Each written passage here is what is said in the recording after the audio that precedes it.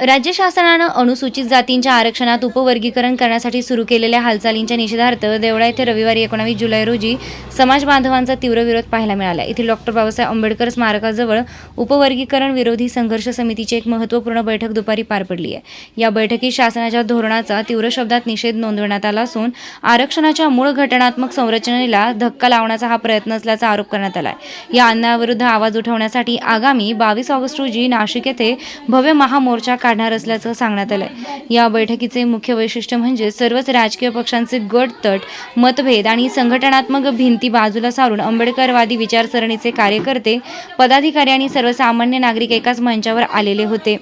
कायदेशीर आणि सामाजिक दुष्परिणाम विशद करत उपस्थितांना मोलाचं मार्गदर्शन केलं। यामध्ये प्रामुख्यानं अर्जुन नाना पगारे, समितीचे अध्यक्ष प्रकाशजी पगारे, राहुल जगताप, किशोरभाई गांगुर्डे, सनीभाई रोकडे, प्रतीक पगारे, राहुल केदारे, प्रतीक आहेर, शांताराम पवार यांच्यासह इतर प्रमुख वक्त्यांनी उपवर्गीकरणाला विरोध दर्शवत आंदोलनाची पुढील दिशा स्पष्ट केली आहे। बैठकीचे आयोजन दिनेश आहिरे, आप्पा केदारे, कैलास पवार, नितीन आहिरे, विकी पवार, वैभव केदारे, गणेश आहिरे, रवी आहिरे, टोनी पवार, श्रीकांत केदारे यांच्यासह मोठ्या संख्येनं नागरिक आणि तालुक्यातील भीमसैनिक उपस्थित होते। 22 ऑगस्ट रोजी नाशिक येथे निघणाऱ्या महामोर्चामध्ये देवळा तालुक्यातील हजारोंच्या संख्येनं समाज बांधवांनी संघटितपणे सहभागी व्हावे असे आवाहन बैठकीच्या शेवटी करण्यात आले।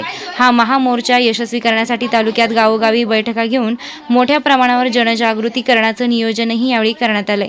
आगामी काळात हा लढा अधिक तीव्र करण्याचा इशारा उपवर्गीकरण संघर्ष विरोधी संघर्ष समितीच्या वतीनं देण्यात आला आहे। वृत्तसंकलन पवन गरुड, निवासी संपादक, देवळा।